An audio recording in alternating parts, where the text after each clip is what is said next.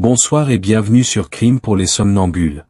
Ce soir, nous vous emmenons dans le Loudun du XVIIe siècle. Entre couvents murmurants, procès en sorcellerie, et désirs inavoués. Entre foi, manipulation et damnation, découvrez l'histoire interdite de la veuve de Loudun. Elle était seule. Belle. Respectée. Mais dans une époque où l'indépendance féminine effrayait, il suffisait d'un mot, d'un geste, d'une rumeur, et bientôt, les portes du couvent s'ouvrent. Les religieuses crient à la possession. Le diable aurait pris forme, sous les traits d'un prêtre aimé. Une histoire d'hystérie collective, de politique, et de bûchers dressés sur fond de silence complice. Mais le plus glaçant, et si cette veuve n'avait jamais été ni victime, ni coupable? Juste, oubliée. Installez-vous confortablement, fermez les yeux, laissez-vous emporter par cette histoire fascinante, entre légendes noires, passions interdites, et mystères historiques. Bienvenue dans un voyage au cœur des ténèbres. Loudun, au cœur du XVIIe siècle. C'est une ville modeste, bordée de champs, perchée sur une colline du Poitou. À première vue, tout y semble paisible. Les cloches sonnent les offices, les marchés animent les places, et les enfants rient entre les ruelles. Mais derrière les volets clos, les regards se détournent. Les langues se délient à peine, de crainte d'attirer la malchance. Car à Loudun, on ne parle plus de récolte ni de bénédiction. On parle de sorcellerie. Depuis quelque temps, la peur s'est insinuée entre les pierres des maisons. On raconte que le diable rôde, qu'il a pris forme humaine, qu'une femme en particulier attire les ombres et trouble les âmes. Marie de Brinvilliers, veuve d'un notable local, est au centre de tous les soupçons. On la dit froide, distante, mais d'une beauté encore saisissante. Depuis la mort soudaine de son mari, elle vit seule dans une demeure en lisière de ville, entre livres anciens, herbiers secrets et une étrange paix qui dérange. Les bruits courent. On l'aurait vue se promener seule à la tombée du jour, pieds nus dans la rosée. On dit qu'elle parle aux chats, qu'ils lui obéissent comme des familiers. Et surtout, que ceux qui l'approchent tombent malades. Ou ne reviennent jamais. Certains jurent qu'elle a hérité de recettes interdites, de décoctions venues d'un autre âge. On chuchote son nom comme on prononce un sortilège. Et dans les tavernes, entre deux gorgées d'hydromel, les anciens murmurent qu'elle serait l'une des dernières à savoir pactiser avec l'invisible. Mais ce ne sont encore que des rumeurs. Des frissons dans le noir. Pourtant, déjà, quelque chose se prépare. Quelque chose d'inéluctable. Car dans une époque où la science se heurte encore à la superstition, il suffit d'un soupçon, pour que l'on jette une femme aux flammes. Et dans les rues de Loudun, les murmures prennent racine. Les regards se font plus lourds. La ville retient son souffle. La légende de la veuve de Loudun vient de naître. Avant les soupçons, avant les procès, les chaînes, les flammes, il y avait une femme, une épouse, une dame du monde. Marie de Brinvilliers, née dans une famille noble, n'était pas prédestinée au scandale ni à la peur. Elle avait reçu l'éducation des filles bien nées, la religion, la tenue, la discrétion. À 20 ans, elle avait tout ce que les femmes de son temps pouvaient espérer. Un nom respecté, une dot considérable, et un mariage arrangé avec un homme influent. Mais ce que l'on ne disait pas dans les salons, c'est que ce mariage était une prison. Son époux, un homme de pouvoir, était brutal. Loin de la tendresse, il n'offrait à Marie que silence, froideur, et humiliation feutrée. Il avait l'habitude de s'absenter des semaines entières. De revenir avec le parfum d'autres femmes sur lui. Et elle, seule dans cette grande demeure, cultivait la solitude. Et peut-être, autre chose. Les années passaient. Son regard, autrefois doux, se durcissait. Sa voix, timide, devenait plus posée. Marie changeait. Elle apprenait à lire entre les lignes des grimoires anciens.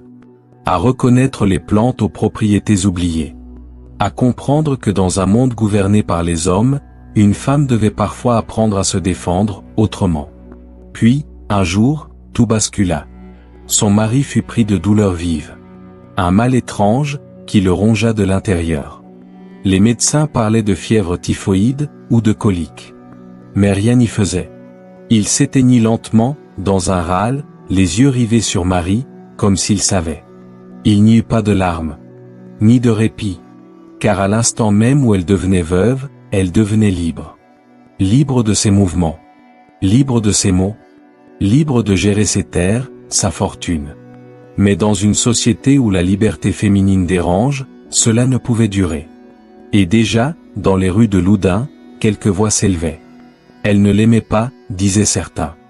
Elle a souri à ses funérailles, affirmaient d'autres. La rumeur s'immisça dans les églises, les marchés, jusqu'aux oreilles des puissants. Elle aurait appris l'art du poison. Elle aurait voulu hériter, vite. Le deuil n'était pas terminé que l'on parlait déjà d'elle, comme d'une meurtrière. Mais ce n'était que le début. Car à partir de ce moment, plus aucune mort autour de Marie ne serait naturelle. Et chaque regard posé sur elle serait un pas de plus vers le bûcher. Il suffit d'une étincelle, pour qu'un feu dévore toute une ville. Après la mort mystérieuse de son mari, Marie de Brinvilliers semblait pourtant mener une vie discrète. Elle se rendait à l'église. Elle faisait des dons. Elle recevait peu. Mais ceux qui l'observaient de près disaient qu'elle changeait. Dans son regard, une flamme froide. Dans ses gestes, une précision étrange. Et dans son entourage, le vide. Car autour d'elle, les gens commençaient à disparaître. D'abord, ce fut une servante. Jeune, vive, fidèle, puis subitement, absente. On dit qu'elle avait voulu démissionner, qu'elle avait vu ou entendu quelque chose qu'elle n'aurait pas dû. Mais nul ne la revit jamais. Puis ce fut un valet. Puis un jardinier. Tous disparus. Sans adieu, sans bagage. Certains dirent qu'ils avaient quitté la région. D'autres qu'ils avaient été envoyés ailleurs. Mais dans l'ombre, la ville de Loudun s'agita. Et les mots, à demi murmurés, finirent par se rassembler. Poison. Car à cette époque, le poison est l'arme des femmes. Silencieux. Invisible. Lent. Il ne laisse que peu de traces, mais beaucoup de soupçons. Et Marie savait trop de choses. On racontait qu'elle consultait des herbiers interdits. Qu'elle fréquentait des apothicaires douteux. Qu'elle préparait elle-même des sirops, des poudres, des infusions. La noblesse locale, autrefois curieuse, s'éloignait désormais d'elle. Les invitations cessèrent. Les regards devinrent fuyants. Un simple rhume chez un invité devenait une source d'angoisse. Une toux persistante? Peut-être l'œuvre de la veuve. Et chaque nouveau décès dans son entourage ajoutait une brique invisible au mur de son isolement. Le doute s'insinua dans chaque esprit. Et l'accusation prit racine, même sans preuve. À Loudun, on ne posait plus la question, et si elle était innocente? On murmurait plutôt, qui sera le prochain? À cette époque, la ville de Paris n'est pas seulement le cœur du royaume. C'est aussi celui des intrigues, des complots, et des crimes silencieux. Dans les salons dorés, sous les perruques poudrées et les robes brodées, certaines femmes tiennent entre leurs doigts bien plus que des éventails. Elles détiennent des secrets, des formules, des fioles aussi discrètes que fatales. On les appelle, plus tard, les empoisonneuses. Elles sont nobles, cultivées, élégantes. Mais derrière les rideaux, elles se rendent chez des apothicaires clandestins. Elles échangent des pièces contre des poudres appelées poudres de succession. Leur but? Hériter plus vite. Se libérer d'un mari brutal. D'un frère encombrant. D'un rival gênant. La justice est lente. Le poison, lui, est précis. Des femmes sont arrêtées. Jugées. Parmi elles, la célèbre Catherine Déhay, dite la Voisin, sorcière présumée et empoisonneuse pour les dames de la cour. Elle sera brûlée vive, non sans avoir révélé les noms d'aristocrates, de clientes, et de complices. Et dans ses aveux, un nom ressort, murmuré, presque oublié. Marie de Brinvilliers. Aurait-elle été l'élève d'un maître empoisonneur? Aurait-elle échappé à la purge de Paris en se réfugiant dans la province? Ou bien est-elle une héritière tardive de cet art du silence et de la mort? À Loudun, les rumeurs de la capitale arrivent par les marchands, les voyageurs, les colporteurs. Et lorsque les habitants apprennent qu'à Paris aussi des femmes utilisent des poisons pour tuer dans l'ombre, le doute devient certitude. Marie n'est pas une excentrique. Elle est une menace. Une pièce d'un réseau souterrain. Une figure invisible d'un mal qui se propage. La chasse commence. Et cette fois, elle dépasse les frontières de Loudun. Elle devient nationale. politique, religieuse. Car à l'époque, un crime de poison n'est pas seulement un crime contre un homme. C'est un crime contre l'ordre, contre Dieu, et la justice du royaume n'aime pas qu'on la défie, surtout pas avec du venin. Le poison a une odeur que seuls les morts peuvent décrire. Mais à Loudun, on croit la sentir dans chaque plat partagé, dans chaque verre levé, dans chaque parfum qui flotte au passage de Marie. La ville ne respire plus. Elle retient son souffle. Et chaque événement, aussi banal soit-il, devient un indice. Un avertissement. Une nuit d'automne, un voisin influent est invité à dîner chez Marie. C'est un homme robuste, au teint toujours rosé, connu pour sa vigueur. Mais au lendemain du repas, il chancelle. Fièvre, crampes, sueur froide. Il s'alite, et ne se relève plus. Les médecins parlent de fièvre intestinale. Mais dans la bouche du peuple, un seul mot s'échappe, empoisonné. Peu après, un notaire chargé d'un ancien dossier lié à la succession du mari de Marie disparaît à son tour. On dit qu'il avait une preuve. Un document compromettant. Il n'est jamais revu. Certains pensent qu'il a fui. D'autres, qu'il repose au fond d'un puits. Alors les esprits s'échauffent. Les cloches de l'église résonnent plus souvent, appelant à des messes spéciales. On organise des prières de protection, des processions. On cloue des croix au-dessus des portes. Les enfants apprennent à faire le signe de croix lorsqu'ils croisent la veuve. La peur change de visage. Ce n'est plus celle d'un démon abstrait, mais d'une femme que tous peuvent voir. Une femme qui marche dans leur rue, qui passe devant leur maison, qui regarde leurs enfants. Et dans les auberges, on commence à raconter des choses, des détails, des faits qui ne peuvent plus être ignorés. Marie ne fait pas que tuer. Elle choisit ses victimes. Elle observe, elle attend, et elle frappe. Alors même ceux qui doutaient se taisent désormais. La parole, dans une ville en proie à la peur, est un luxe trop risqué. Et chaque nuit, en fermant les volets, les habitants de Loudun répètent la même prière. Seigneur, gardez ma maison loin du poison, et mes proches loin de la veuve. Il arrive un moment où les hommes ne cherchent plus d'explication, mais un coupable à maudire. Et à Loudun, ce moment est venu. Le curé de Saint-Pierre, un homme pieux et austère, monte en chaire un dimanche. Sa voix résonne entre les piliers de pierre. Il parle de tentation, de péché, mais surtout, d'une présence démoniaque dans la ville. Et tous comprennent. Il ne dit pas son nom. Il n'a pas besoin. Chacun, dans les bancs, pense à elle. Marie. Peu après, des rumeurs s'enflamment. Un prêtre aurait surpris Marie à genoux, non pas devant une croix, mais devant un cercle de cendres, dans une clairière. On dit qu'elle sacrifie des animaux lors de la lune noire. Qu'elle parle aux morts. Qu'elle garde, dans une armoire fermée à triple tour, des cheveux humains, des ossements, et des morceaux de langue. Des voisins affirment avoir vu des silhouettes traverser sa demeure en pleine nuit, des ombres sans bruit, sans pas.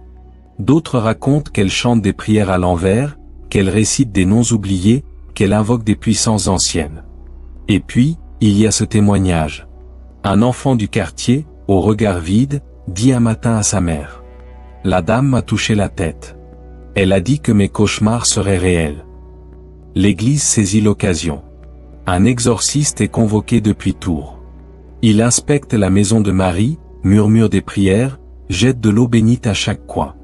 Et ce qu'il dit à son retour glace les fidèles. Le diable a laissé sa marque ici. Alors la peur change de nature. Marie n'est plus seulement une empoisonneuse. Elle est une sorcière. Une servante des enfers. Dans une époque où la science hésite, et la foi domine, c'est une condamnation plus puissante que toutes les preuves réunies. Et désormais, le peuple ne veut plus la fuir. Il veut la voir tomber. La ville ne dort plus. Depuis des semaines, les regards se tournent vers une seule demeure, celle de Marie. Mais cette nuit-là, c'est la peur qui entre par la grande porte. Des hommes armés descendent la rue principale, escortés d'un officier royal envoyé depuis Poitiers. Le roi lui-même, dit-on, aurait été informé de la situation à Loudun. Trop de morts. Trop de rumeurs.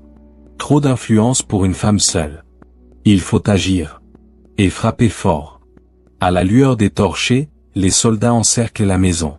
Ils attendent le signal. puis enfonce la porte. Le bois craque. Les meubles tombent. Et dans la pénombre de l'entrée, elle apparaît. Marie. Debout. Calme. Presque attendue. Elle ne crie pas. Ne résiste pas. Ses mains se tendent d'elles-mêmes, comme si elle savait que ce moment viendrait. Les soldats fouillent les lieux. Dans la cave, ils trouvent des fioles dissimulées dans des coffrets doublés de plomb. Sur les étagères, des papiers brûlés à moitié, des lettres codées, des listes de noms. Certains sont encore vivants. D'autres sont morts depuis peu. On monte au grenier.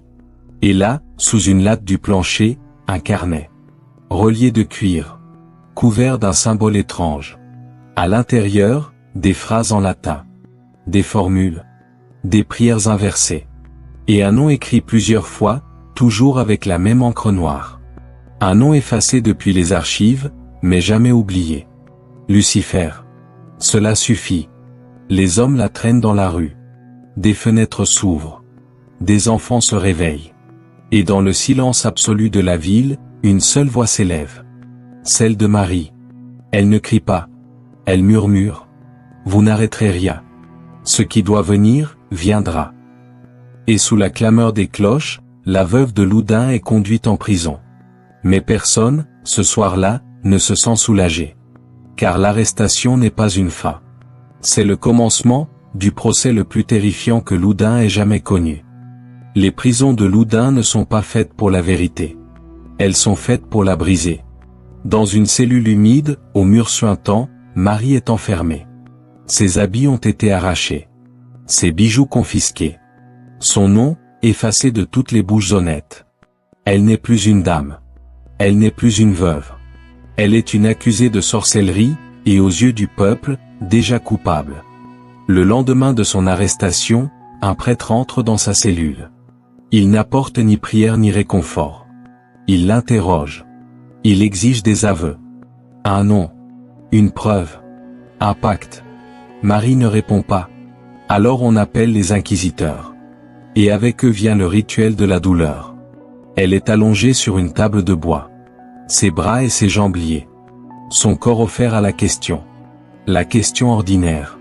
Puis la question extraordinaire. Il commence par l'eau. On verse de l'eau bouillante sur ses bras, goutte à goutte. Puis sur ses pieds, jusqu'à ce que la peau cloque. Elle ne parle pas. Alors vient l'épreuve du supplice d'eau, on lui fait avaler des litres et des litres d'eau, jusqu'à gonfler son ventre comme un tonneau. Elle suffoque. Elle tremble.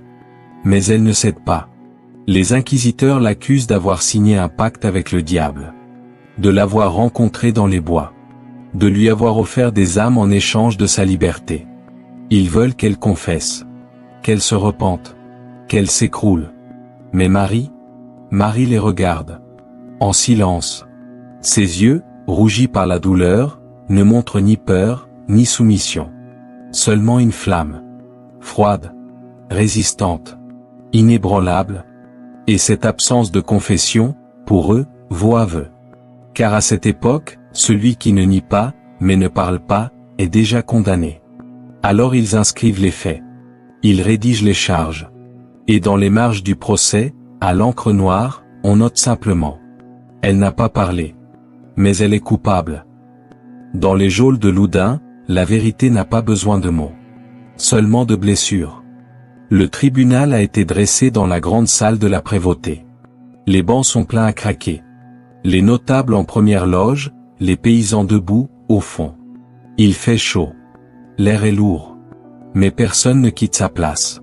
Au centre de la pièce, Marie de Brinvilliers. Amaigrie. Blême. Mais droite. Elle porte une simple robe grise. Pas de bijoux. Pas de voile de deuil. Rien d'autre que son regard, vif et fixe, braqué sur ses juges. Le greffier ouvre la séance. Les charges sont lues, une à une. Empoisonnement. Sorcellerie. Pacte avec Satan. Usage d'arts occultes à des fins meurtrières. Les témoins se succèdent. Un ancien serviteur, venu de Paris, affirme qu'elle possédait des fioles étiquetées dans une langue étrangère. Une voisine raconte qu'elle a vu des silhouettes danser autour de sa maison à la lune noire. Un enfant dit que son père est mort 3 jours après avoir mangé une confiture offerte par Marie. Mais il y a aussi les silences lourds. Ceux de ceux qui n'osent pas parler. Ceux de ceux qui tremblent devant elle. Et ceux qui mentent, par vengeance. Car ce procès n'est pas celui d'un crime. C'est celui d'un personnage devenu trop puissant, trop libre, trop dérangeant. Le juge la fixe, implacable. Il lui demande si elle reconnaît les faits. Marie, d'une voix lente, répond. Vous cherchez une sorcière. Mais vous ne faites que brûler une femme que vous ne comprenez pas. Un murmure parcourt la salle. Mais à cet instant, tout est déjà joué. Le peuple veut une fin. L'Église veut un exemple. La couronne veut la paix. Et Marie, elle, ne courbera pas l'échine. Dans le silence qui suit, chacun comprend. Le procès n'est qu'une formalité. La sentence est déjà gravée. Dans les flammes du bûcher.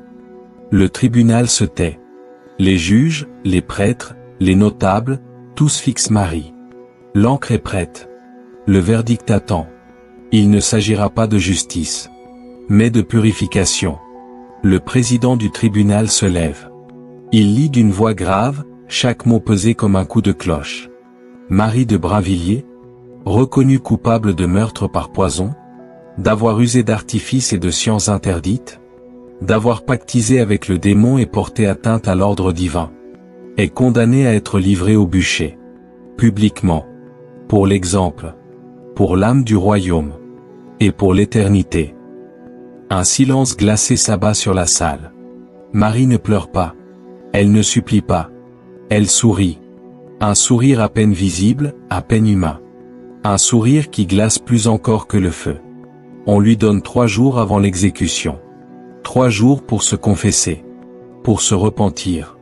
Mais Marie refuse le confesseur. Je n'ai rien à avouer. Rien à regretter.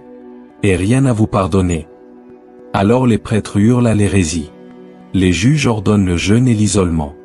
Et les gardiens veillent, le crucifix tremblant dans la main. Pendant 3 nuits, elle ne dort pas. Elle parle seule, dit-on. À voix basse. Certains affirment qu'ils ont entendu des rires, des phrases en langues oubliées.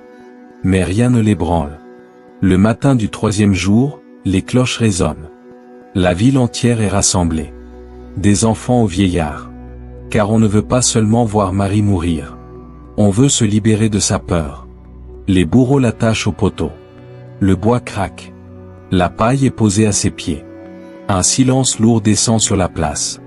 Et Marie, avant que le feu ne monte, prononce une dernière phrase. Vous brûlez mon corps. Mais ma voix vivra dans chacun de vos cauchemars. Et quand la flamme s'élève, elle ne crie pas. Les flammes avaient tout dévoré. La robe, la chair, les chaînes. Et pourtant, au cœur du brasier, certains jurent avoir vu ses yeux encore ouverts. Ses lèvres, noircies, bougeaient encore, formant un dernier murmure. Un dernier vœu. Ceux qui étaient présents ce jour-là racontent qu'au moment où le feu toucha son visage, le vent s'est levé brutalement. Un vent violent, chaud, impossible à contenir. Les torches s'éteignirent. Les bannières s'arrachèrent. Les animaux s'agitèrent. Puis, un cri. Non pas humain, mais ancien. Et dans le ciel de Loudun, entre la fumée et les cendres, une silhouette noire, ailée et vaporeuse, s'est élevée. Certains ont cru voir une forme féminine. D'autres, un oiseau de malheur. Mais tous s'accordent sur ce qu'ils ont entendu. Une voix, portée par le vent. Ceux qui m'ont jugé connaîtront mon sort. Loudun brûlera comme moi. Et je reviendrai, toujours. Le silence tomba. Puis, comme pris de fièvre, les juges quittèrent la place sans dire un mot. Certains vomirent. D'autres s'effondrèrent. Un, dit-on, perdit la raison sur le champ. Et cette nuit-là, nul ne dormit. Car les habitants de Loudun savaient une chose. On n'avait pas seulement brûlé une femme. On avait réveillé une malédiction. Marie de Brinvilliers est morte. Son corps n'est plus qu'un souvenir. Mais à Loudun, la terre elle-même semble se souvenir de ses pas. Quelques mois à peine après l'exécution, un incendie dévaste une partie de la ville. Une nuit de vent sec, de ciel rouge et d'angoisse. Les flammes dévorent les toits. Les clochers s'effondrent. Et dans le tumulte, certains entendent un rire. Léger. Lointain. Reconnaissable. On retrouve des cendres noircies, des empreintes brûlées, à l'endroit exact où le bûcher avait été dressé. Puis ce sont les juges, ceux qui ont prononcé sa sentence. L'un meurt d'un arrêt du cœur, au pied de son lit. Un autre est retrouvé le regard figé, le visage tordu par une peur qu'aucun médecin ne peut expliquer. Un troisième disparaît lors d'un voyage à Poitiers. Jamais retrouvé. Dans les registres, on note des accidents, des maladies. Mais les habitants parlent d'autre chose. La malédiction. Et dans sa maison abandonnée, nul n'ose entrer. Même les enfants, si prompts au défi, contournent la bâtisse en silence. Certains disent qu'on entend des pas, la nuit. D'autres entendent une voix murmurer sous les poutres, caresser les murs. Je suis encore là. Les plus anciens affirment que les fleurs ne poussent plus sur son seuil. Et que les chats noirs s'arrêtent, puis fuient. Et puis, il y a les visiteurs. Les rares voyageurs qui, sans le savoir, passent devant l'ancienne demeure. Ils racontent souvent la même chose. Un frisson, une sensation d'être observé, et parfois, une voix, tout près de l'oreille. Ne vous retournez pas, car la légende le dit clairement. Si vous entendez la veuve de Loudun vous appeler, vous n'êtes déjà plus seul. Et si un soir d'orage, dans le silence de votre chambre, vous croyez entendre un souffle, un nom, ou une prière à l'envers, souvenez-vous, les flammes n'effacent pas les histoires. Elles les réveillent.